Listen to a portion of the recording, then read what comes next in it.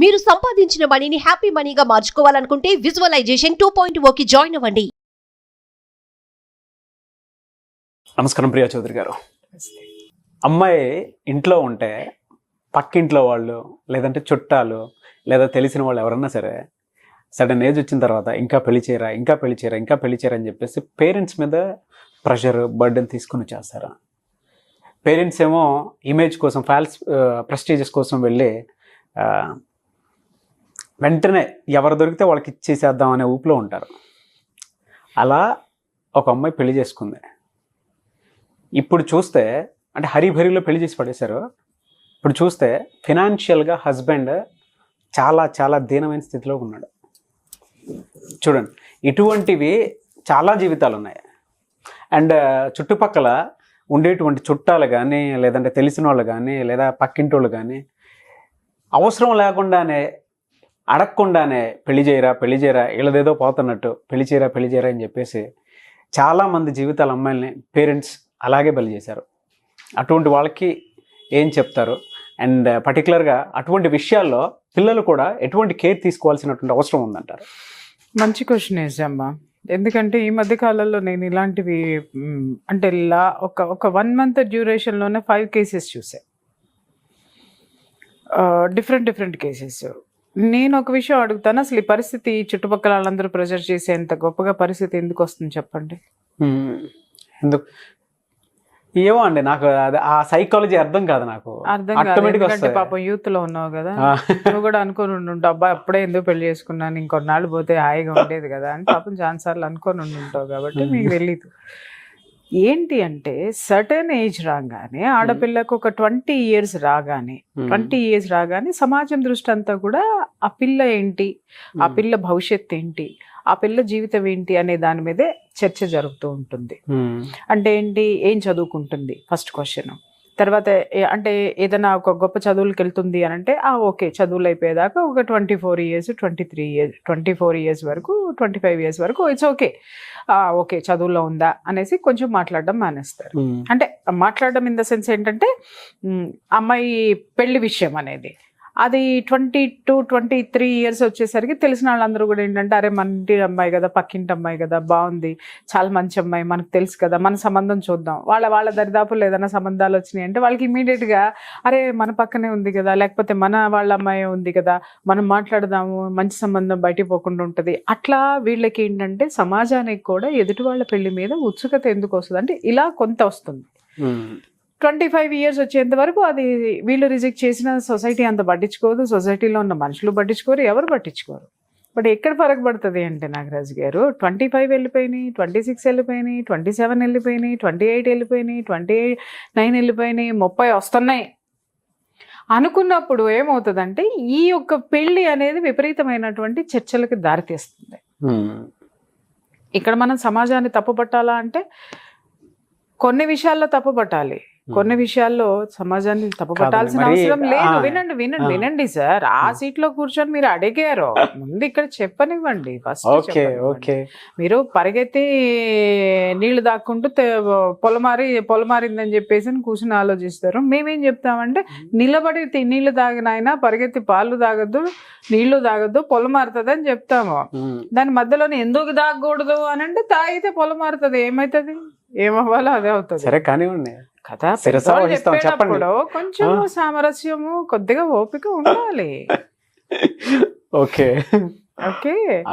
ఇక్కడ ఏమవుతుందంటే ఆ ఏజ్, అమ్మాయికి ఏజ్ పెరుగుతున్న కొద్దీ ఏంటంటే సమాజంలో ఉన్న చుట్టుపక్కల ఆడవాళ్ళందరికీ మగాళ్ళందరికీ బీపీలు పెరిగిపోతూ ఉంటాయి. ఏంటి అంటే ఒక సెక్టర్ ఆఫ్ పీపుల్కి పని పాట ఉండదు కాబట్టి ఇదే చర్చ అవుతుంది. ఒక సెక్టర్ ఆఫ్ పీపుల్కి ఏంటి అని అంటే అరే చక్కటి పిల్ల ఇంకా పెళ్లి చేసుకోకుండా ఎందుకు సెటిల్ అయింది, మంచి ఫ్యామిలీ కదా ఎందుకు సెటిల్. ఇంకొక సెక్టర్ ఆఫ్ పీపుల్ ఏంటంటే వీళ్ళ నాన్న వెధవ ఏది చెప్పినా కూడా వినడు, మంచి మంచి సంబంధాలన్నీ పోగొట్టుకుంటా ఉన్నాడు, ఇంకెప్పుడు పెళ్లి చేస్తాడు, వాళ్ళు ఎప్పుడు పిల్లల్ని కనాలా, వీళ్ళు ఎప్పుడు వాళ్ళ ముద్దు ముచ్చట చూసుకోవాలా, బాధ్యతగా ఆలోచించే వాళ్ళు కూడా ఉన్నారు. సమాజాన్ని మనం అన్నీ ఒకే ఘటన కట్టేయద్దు. ఎప్పుడు మీరు అడిగినటువంటి క్వశ్చన్కి సమాధానానికి ఇప్పుడు వస్తాయి. ఎప్పుడు వాళ్ళ మీద ప్రెషర్ ఉంటుంది అంటే చదువు అయిపోయింది బిడ్డకి, లేదు చదవలేదు ఇంట్లో కూర్చొని ఉంది, లేదు చదివేసి ఇంట్లో కూర్చొని పని పాట లేకుండా ఉంది, లేదు చదువు అయిపోయిన తర్వాత ఏ లండన్లోనో అమెరికాలోనో కెనడాలోనో ఎక్కడో మంచి జాబ్లోనూ ఉంది, లేదు ఇండియాలోనే ఒక ప్యాకేజీ ఒక 5 లక్షలు 6 లక్షలు 10 లక్షలు 25 లక్షలు ప్యాకేజ్ తెచ్చుకుంటుంది. ఇవన్నీ ఉన్నప్పుడు ఎందుకు పెళ్లి చేయరు?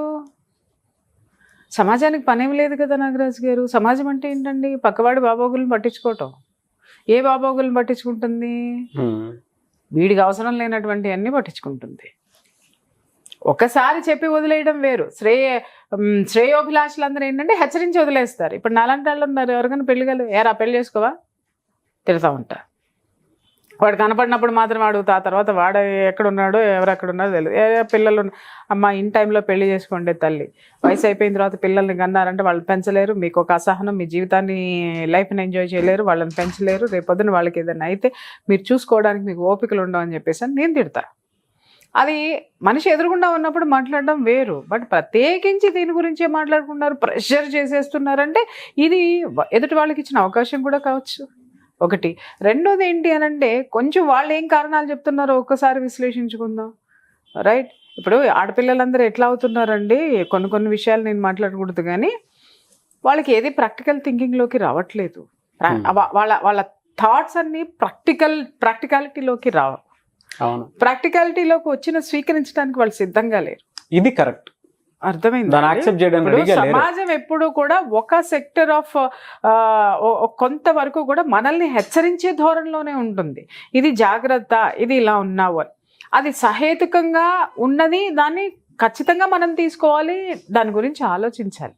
కానీ పనిగట్టుకుని విమర్శించటమే పనిగా కూర్చొని చేసేటటువంటి వాళ్ళు ఉన్నారు చూసారా, వాళ్ళకి ఎంత స్ట్రాంగ్గా సమాధానం చెప్పాలో, దేంతో సమాధానం చెప్పాలో చెప్పాలి. అర్థమైందా? కానీ ఇక్కడ ప్రెషర్ వస్తుంది అనేసి నేను మీకు చెప్పాను కదా, ఒక 1 monthలోనే నేను 5 cases నేను డీల్ చేశా. ఒకటి ఏంటి అని అంటే 30 + 32 వచ్చేసినాయి. ఈమె కంటే ఒక 2 చెల్లెళ్ళు ముందున్నారు, ఈమె కంటే ఒక చెల్లెలు ముందు ఉన్నది. 32 వచ్చేంత వరకు ఈ అమ్మాయి కెరీర్ అని చెప్పేసి కెరీర్ మీద పడిపోయింది. ఆ అమ్మాయి ప్యాకేజీలు పెరుగుతున్న ప్రతిసారి తల్లిదండ్రులకి విపరీతమైనటువంటి ఆనందం పెరిగింది. ఆ తర్వాత ఏమైంది, 30 దాటిన తర్వాత ఏమైందంటే షుగర్లు బీపీలు పెరిగినాయి. ఎందుకు? అప్పుడు కర్తవ్యం గుర్తుకొచ్చింది వాళ్ళకి. 32 years 33 years వచ్చేసిన తర్వాత వాళ్ళకి ఇంకొక పిల్ల రెడీగా ఉంది, ఆ పిల్లకి 30 ఏళ్ళు వస్తున్నాయి కదా. అప్పుడు సమాజం హెచ్చరించడం మొదలుపెట్టింది, ఏందిరా అది 30 ఏళ్ళు దాటిని పెళ్లి చేయవా ఏంటి? అప్పుడు వీళ్ళ ప్రెషర్ మొదలవుతుంది. ఈ పేరెంట్స్కి ఎంత ఏజ్ వచ్చేస్తుంది? దాదాపు వాళ్ళకి మనం చూసుకున్న తల్లికి ఒక 50 దాటిపోతాయి, తండ్రికి ఒక 70కి దగ్గరలో పడతా ఉంటారు. వాళ్ళకి వయో భారం కూడా ఒక విధమైనటువంటి ఇన్సెక్యూర్ ఫీలింగ్ వచ్చేస్తుంది. వాళ్ళు ఏం ఆలోచిస్తారు, మేమున్నంత వరకు మేము చూస్తాం, మా తర్వాత ఏంటి? వాళ్ళ తల్లిదండ్రులు ఉంటేనే ఎవరు పట్టించుకోవట్లేదు. తల్లిదండ్రులు అనేవాళ్ళు లేకపోతే అసలు వీళ్ళు ఎవరిని, కష్టం వచ్చినా నష్టం వచ్చినా వీళ్ళు ఎవరిని ఆశ్రయిస్తారు, ఎవరి పట్ల ఉంటారు? ఎందుకంటే వాళ్ళ ఎక్స్పీరియన్స్ 70 years సమాజాన్ని చూసినటువంటి ఎక్స్పీరియన్స్. వీళ్ళది 25-30 ఏళ్ళకి వీళ్ళేందో పొయ్యి ఫ్లైట్ ఎక్కి అమెరికానో కెనడానో లేకపోతే ఇంకెక్కడికో వెళ్ళి రాగానే దునియా మొత్తం చూసామంటారు. అంతకంటే మూర్ఖత్వం రెండోది ఉండదు. లోకాన్ని చూడడం ఏంటి, ప్రపంచాన్ని చూడడం ఏంటి అని అంటే బళ్ళెక్కి దిగిరావడం కాదు, ఫ్లైట్లెక్కి దిగడం కాదు, కారుల్లో తిరగడం కాదు, కార్లు కొనడం కాదండి. జీవన విధానంలో మనకి ఎదురయ్యేటటువంటి సవాళ్ళు ఏంటి, దాన్ని చూసిన వాడు నేను చూసిన దునియాని, నేను చూసిన ప్రపంచాన్ని, నేను చూసిన లోకాన్ని అని మాట్లాడతాడు. ఏమి ఉండదు, ముడి కిందకి 25 ఏళ్ళు రాగానే నాకేం తెలుసు, 25 ఏళ్ళు కూడా ఎక్కడలేండి, 10-15 ఏళ్ళు రాగానే మాట్లాడేస్తున్నారు, నాకు అన్నీ తెలుసు, ఏదో ల్యాప్టాప్లోనూ సెల్ ఫోన్లోనూ అప్లికేషన్స్ తెలియదు కానీ వీడికి మొత్తం ప్రపంచం అంతా తెలుసు అని అనుకుంటాడు. కానీ ఆ అప్లికేషన్స్కి వాటికి మాత్రం డబ్బులు మళ్ళీ ఒక పేరెంట్స్ ఇవ్వాలి. అర్థమైందా? పేరెంట్స్ ఇవ్వాలి. అలాగే హయ్యర్ ఇప్పుడు ప్యాకేజెస్ జాబుల గురించి మాట్లాడుకుంటున్నాం. మీరు ఉన్నతమైన స్థితికి వెళ్ళారు, మీకు ఆర్థికంగా చాలా బాగా మీరు ఇది చేస్తున్నారు, కానీ ఏదైనా సమస్య వస్తే మీరు నిందించేది ఎవరిని? పేరెంట్స్ని. మరి నీకు అంత లోక జ్ఞానం ఉన్నప్పుడు నువ్వు పేరెంట్స్ని ఎందుకు నిందిస్తున్నావు? లేదు, నీకు ఒక దెబ్బ తగిలినప్పుడు ఇమ్మీడియట్గా తల్లిదండ్రుల దగ్గరికి వెళ్ళిపోవాలని ఎందుకు అనుకుంటున్నావు అంటే జ్ఞానం ఇక్కడుంది, నువ్వు తెలుసుకోవాల్సినటువంటి జ్ఞానం ఇక్కడుంది, నీ నాలెడ్జ్ ఇక్కడుంది, నీ జీవన విధానం ఇక్కడుంది. ఎవరు ఎంత ఎత్తుకి ఎదిగినా కూడా ఒకటే చెప్తున్నాను నాగరాజు గారు, ఆ కిందకి దిగేటప్పుడు ఉండేటటువంటి బ్యాలెన్స్ చూసుకుని ఎగరండి. ఆ బ్యాలెన్సే కుటుంబ వ్యవస్థ, ఆ బ్యాలెన్సే పేరెంట్స్, దాన్ని మర్చిపోవద్దు. సుమన్ టీవీలో మీ పర్సనల్ అండ్ బిజినెస్ ప్రమోషన్స్ కోసం కింది నెంబర్కి కాంటాక్ట్ చేయండి.